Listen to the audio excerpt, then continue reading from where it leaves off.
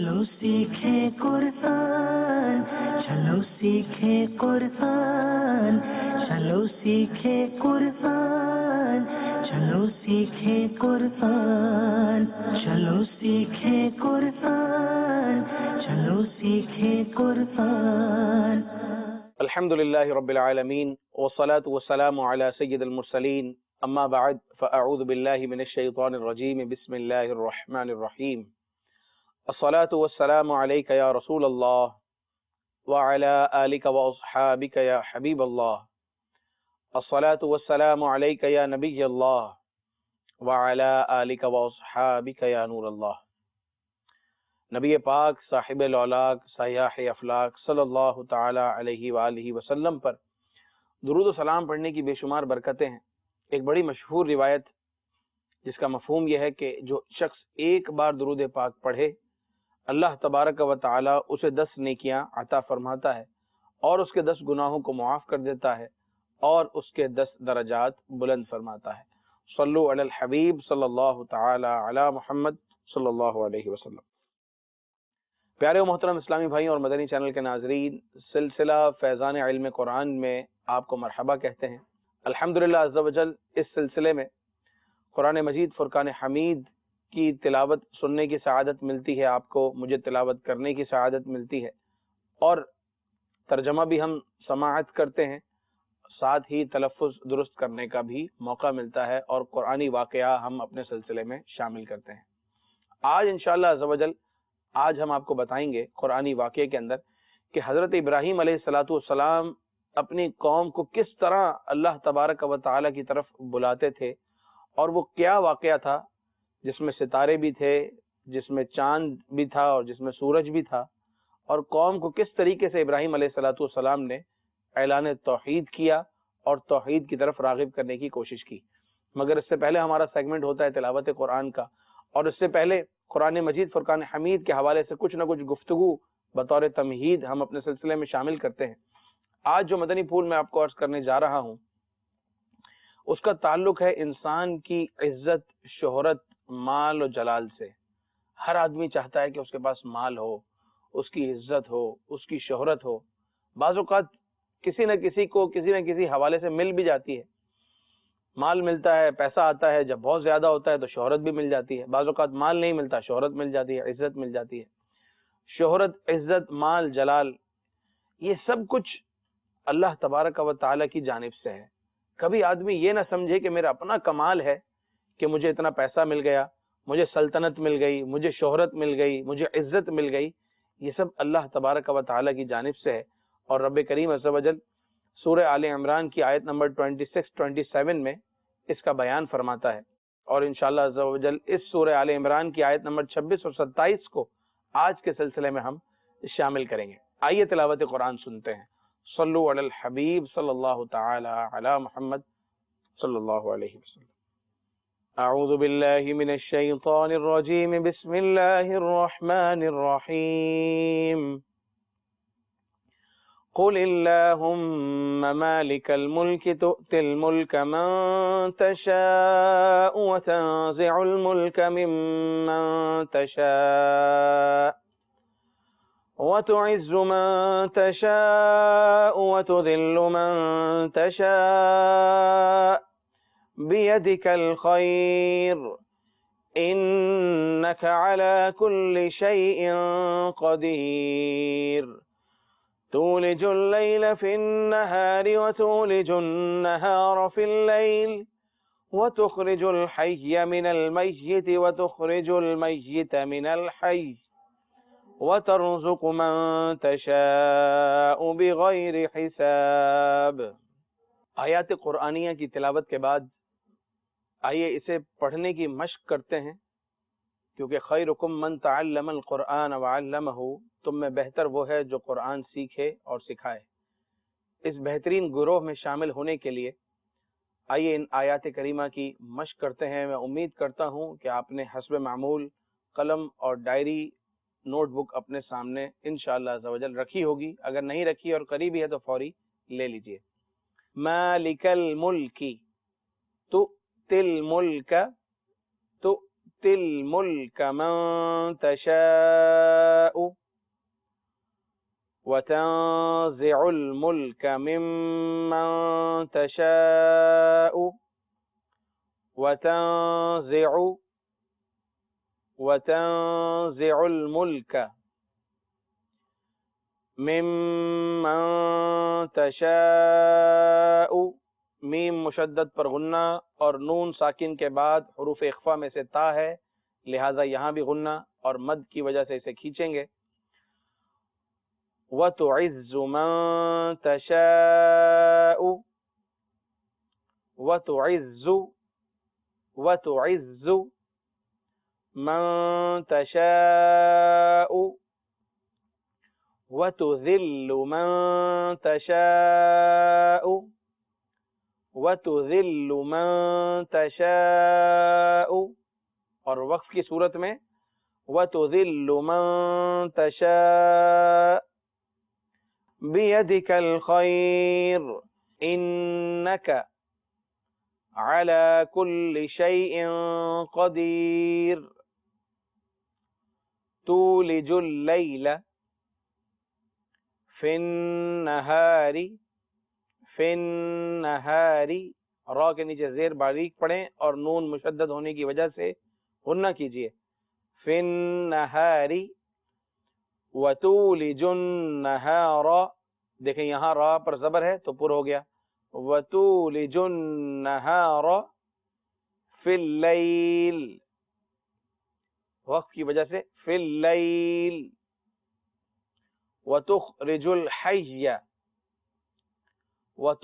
الْحَيَّ مِنَ الْمَيِّتِ وَتُخْرِجُ الْمَيِّتَ مِنَ الْحَيِّ. میت حی دونوں الگ الگ لفظ ہیں اور دونوں کا مخرج بھی ظاہر الگ ہے، دونوں کو الگ انداز سے پڑھنا ہے. وَتُخْرِجُ الْحَيَّ مِنَ الْمَيِّتِ وَتُخْرِجُ الْمَيِّتَ مِنَ الْحَيِّ وَتَرْزُقُ مَن تَشَاءُ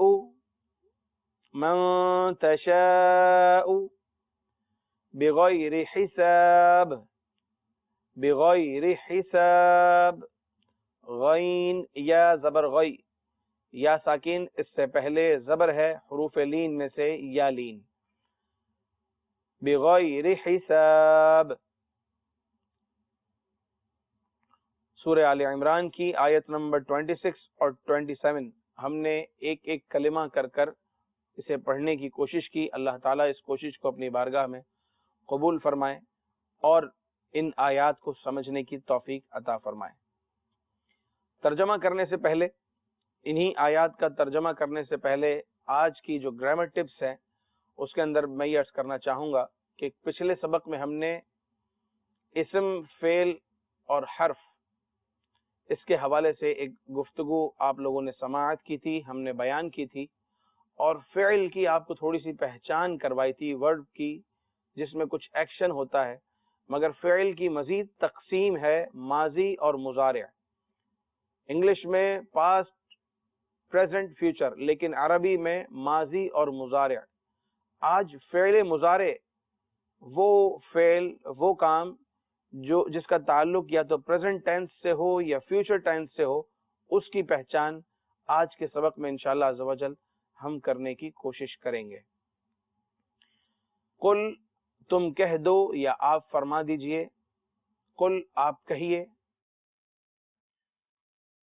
قل تم کہو، اللہم اے اللہ، مالک الملک، ملک کے مالک، تؤتی الملک، تو دیتا ہے ملک یا سلطنت، من تشاء جسے چاہتا ہے. تشاء یہ بھی فعل مضارع ہے، پریزنٹ کنٹینیوس بھی ہو سکتا ہے، پریزنٹ اور فیوچر دونوں کے معنی میں آتا ہے، لیکن فیوچر کے لیے عمومی طور پر اس سے پہلے سین یا سوفا ہوتا ہے. عام طور پر اس کا ترجمہ پریزنٹ سے لیتے ہیں اور سیاق و سباق بتاتا ہے کہ یہاں اس کا کیا معنی بنتا ہے. تو دیتا ہے سلطنت جسے چاہے، تو سلطنت عطا فرماتا ہے جسے چاہتا ہے.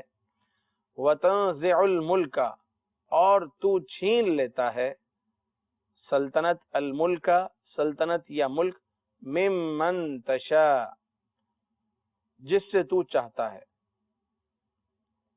یوں عرض کرو اے اللہ ملک کے مالک، تو جسے چاہتا ہے سلطنت عطا فرماتا ہے اور جس سے چاہتا ہے چھین لیتا ہے.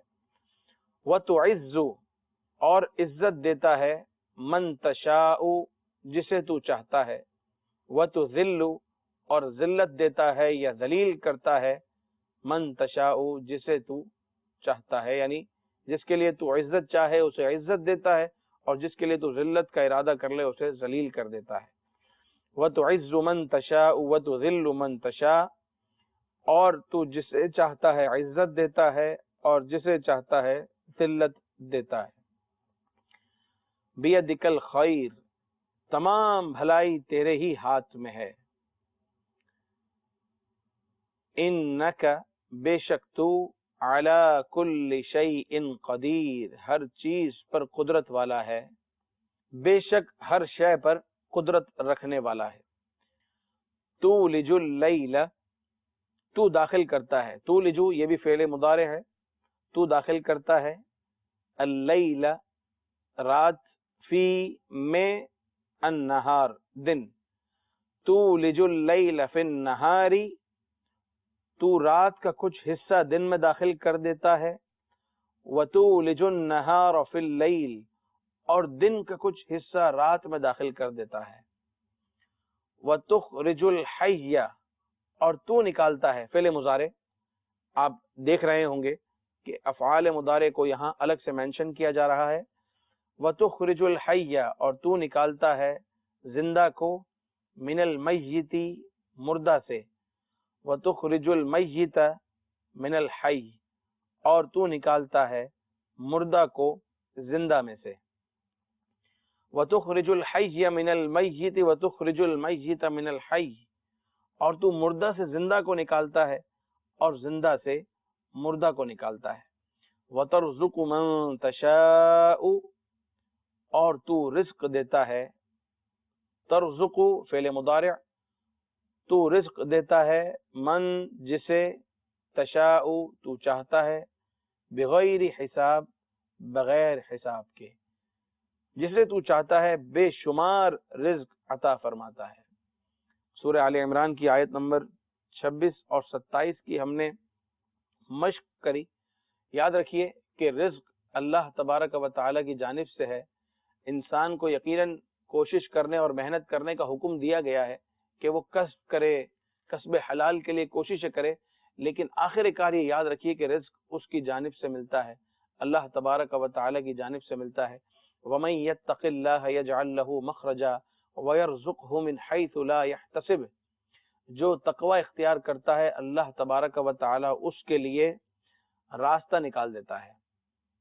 بندہ بعض اوقات اپنے آپ کو بہت مشکل میں، تنگی میں محسوس کرتا ہے. یہ آیت کریمہ سورۃ الطلاق کی اس کی تلاوت کریں.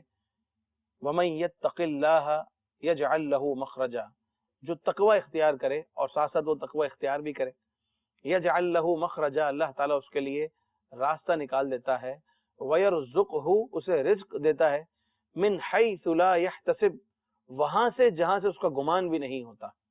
سورۃ الطلاق کی یہ جو آیت بیان کی گئی ہے اس کو وظیفہ بنا لیں اس صورت میں کہ جب آپ کو لگے کہ آپ تنگی میں ہیں تو انشاءاللہ اس کو وظیفہ بنانے کی برکت سے تقوی بھی نصیب ہوگا اور یہ ذہن بھی بنے گا کہ اللہ تبارک و تعالی جسے چاہے، جس طرح چاہے، جہاں سے چاہے رزق دے سکتا ہے، اور خاص طور پر متقی کو اللہ تبارک و تعالی وہاں سے رزق عطا فرماتا ہے جہاں سے اس کو گمان بھی نہیں ہوتا. آدمی کوشش کسی اور جانب کر رہا ہوتا ہے، اس کا رزق اللہ تعالیٰ کسی اور سبب سے دے رہا ہوتا ہے. یہ اس کی شان قریبی ہے. اللہ تعالیٰ ہمیشہ ہمیں اپنی حفظ و امان میں رکھے اور اللہ تعالیٰ ہمیں دنیا کی نعمتوں کے ساتھ ساتھ آخرت کی بھی نعمتیں نصیب فرمائے. صلو علی الحبیب صلی اللہ تعالی علی محمد صلی اللہ علیہ وسلم. سیدنا ابراہیم علیہ الصلوۃ والسلام کا ذکر قرآن مجید فرقان حمید میں 62 ٹائمز آیا ہے. 62 مرتبہ آپ کا ذکر آیا. 56 آیتوں میں کم و بیش آپ علیہ الصلوۃ والسلام کا ذکر آیا ہے. نمرود اور اس کی قوم کی طرف ابراہیم علیہ الصلوۃ والسلام جب آئے تو ان کا دور تھا. نمرود کی خواہش یہ تھی کہ یہ اپنی عبادت کروائے. یہی وہ بادشاہ ہے جس نے سب سے پہلے اپنے سر پر تاج شاہی رکھا اور اس کے بعد یہ ایک روش بن گئی کہ بادشاہ اپنے سروں پر تاج رکھتے چلے گئے. ایک دن یا ایک رات کہہ لیجئے نمرود نے خواب دیکھا. وہ خواب یہ تھا کہ ایک ستارہ نمودار ہوا اور اس ستارے کا نور ایسا پھیلا کہ چاند اور سورج اور دیگر سارے ستارے بے نور ہو گئے. یہ خواب اس نے اپنے ہاں موجود کاہنوں کو اور نجومیوں کو بیان کیا تاکہ تعبیر معلوم ہو. مسلمان خوابوں کی تعبیر کے لیے علماء معبرین کی طرف رجوع کرتے ہیں، لیکن یہ تو ایمان والا نہیں تھا، تو یہ نجومیوں اور کاہنوں کی طرف ان کا زیادہ میلان ہوا کرتا تھا. بہرکیف انہوں نے یہ بیان کیا کہ یہ تیرا خواب تو خطرناک ہے اور تیری بادشاہی کے زوال کا سبب بنے گا. اس خواب کا مطلب یہ ہے کہ تیری بادشاہت جانے والی ہے. بڑا پریشان ہوا، کیسے جانے والی ہے؟ بیان کرنے والوں نے بیان کیا کہ ایک فرزند ہوگا، ایک لڑکا آئے گا اور وہ لڑکا تیری بادشاہت کے جانے کا سبب بنے گا. اب کرتا کیا نہ کرتا، اس نے مردوں اور عورتوں کو حکم دیا کہ یہ آپس میں اب نہ ملیں، جدا جدا رہیں. یہ مرد عورت ملیں گے نہیں تو بچوں کی ولادت کا سلسلہ رک جائے گا، اور جو بچہ پیدا ہو اس کو قتل کر دیا جائے. اتنا بڑا ظلم. جو بچہ پیدا ہو لڑکا ہوگا تو قتل کر دو، اور مزید مردوں کو خواتین سے ملنے نہ دو، لوگوں کو ان کی بیویوں سے ملنے نہ دو، تاکہ کوئی ولادت کا سلسلہ ہی نہ ہو. لیکن اللہ تعالیٰ جسے رکھے اسے کون چکھے، کہاوت بڑی مشہور ہے. اور ابراہیم علیہ السلام کا آنا تھا، یہ تقدیر تھی.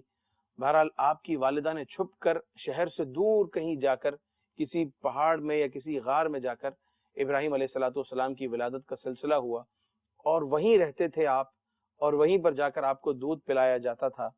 اور ایک عرصہ گزرا، وہاں آپ کی پرورش ہوئی، اور جب آپ کی عمر کچھ بڑی ہو گئی تو آپ جب باہر تشریف لائے، دیکھا کہ عام لوگ جو ہے وہ ستاروں کی عبادت کر رہے ہیں. جہاں ستارے کو دیکھیں اس کی عبادت کرنا شروع کر دیں. حضرت ابراہیم علیہ السلام کو اچھا بھی نہیں لگا، لیکن اب اپنی قوم کو سمجھانا بھی تھا. آپ علیہ السلام نے ایک ستارہ دیکھا، وہ زہرا ستارہ تھا یا مشتری ستارہ تھا، اور آپ علیہ السلام نے انتہائی نفیس اور دل نشین انداز میں لوگوں کے سامنے یوں تقریر فرمائی کہ کیا یہ ستارہ ہمارا رب ہو سکتا ہے؟ رب تو وہ ہوتا ہے کہ جو موجود ہو. یہ ستارہ تو تھوڑی دیر میں غائب ہو گیا، غائب ہونے والا کیسے رب ہو سکتا ہے؟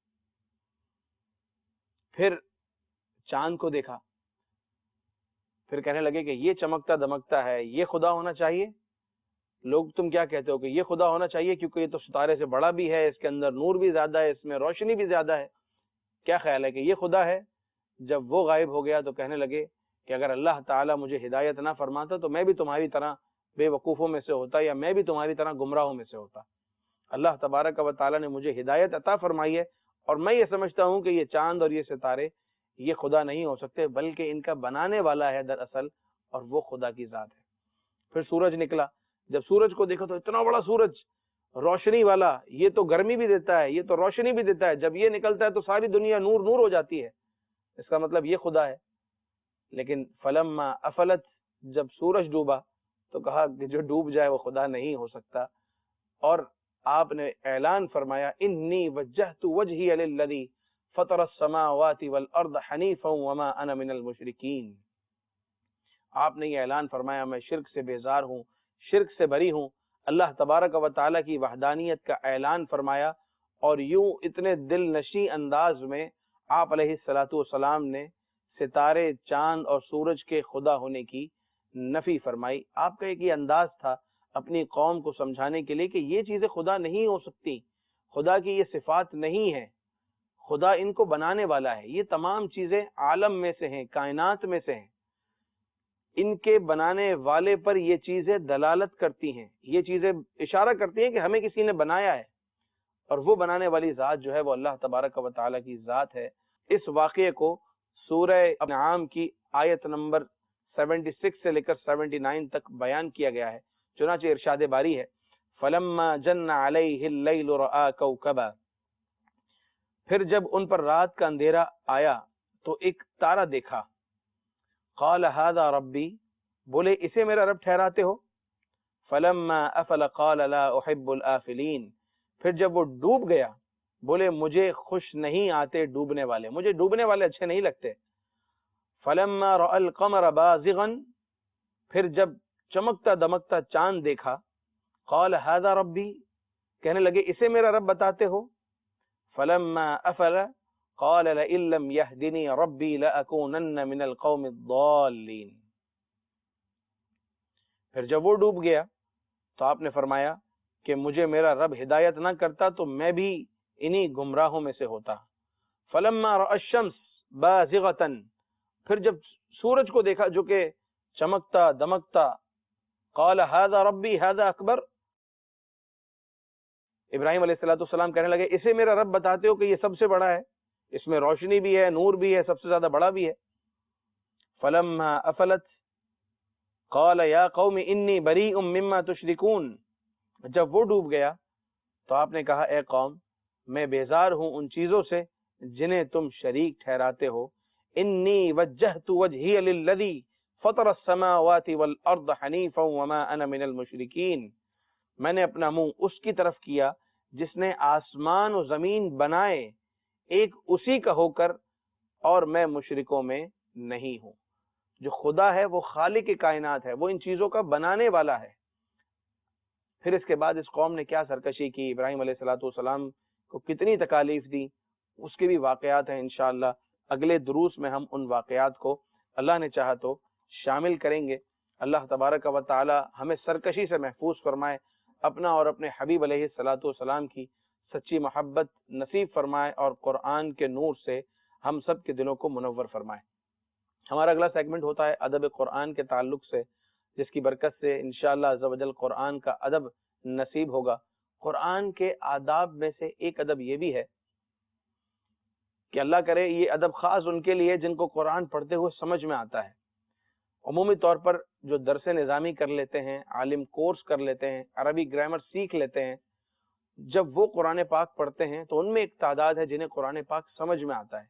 یا وہ لوگ جو بار بار قرآن پاک کو ترجمے کے ساتھ پڑھتے ہیں، تفسیر کے ساتھ پڑھتے ہیں، جب وہ بھی قرآن پڑھتے ہیں تو انہیں بھی قرآن سمجھ میں آتا ہے.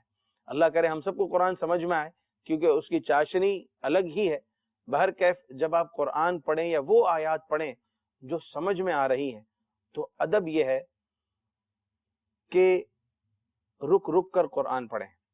رک رک کر کس طرح؟ جب کوئی ایسی آیت کی تلاوت کریں جس میں وعید ہے تو اپنے آپ کو ڈرائیں کہ کہیں میں ایسوں میں سے نہ ہو جاؤں کہ مجھ پر وعید کا اطلاق ہونے لگے. تو تھوڑا سا رک جائیں. اگر اس آیت کو دہرانے میں ذوق آتا ہے تو اس آیت کو دہرائیں اور سمجھیں. کوئی ایسی آیت کی تلاوت کرتے ہیں جس کے اندر جنت کا ذکر ہے، جس میں کوئی وعدہ کیا گیا ہے، تو اپنے آپ کو نیک اعمال کے لیے تیار کریں. جیسے وعد اللہ الذین آمنوا وعملوا الصالحات، ایمان والوں سے اور نیک عمل کرنے والوں سے اللہ تعالیٰ نے وعدہ فرمایا ہے. کیا وعدہ فرمایا ہے؟ جنتوں کے وعدے، جنت کے اندر کی نعمتوں کے وعدے. ان کو غور کر کر، ان میں غور کر کے اپنے آپ کو نیک اعمال کے لیے تیار کریں.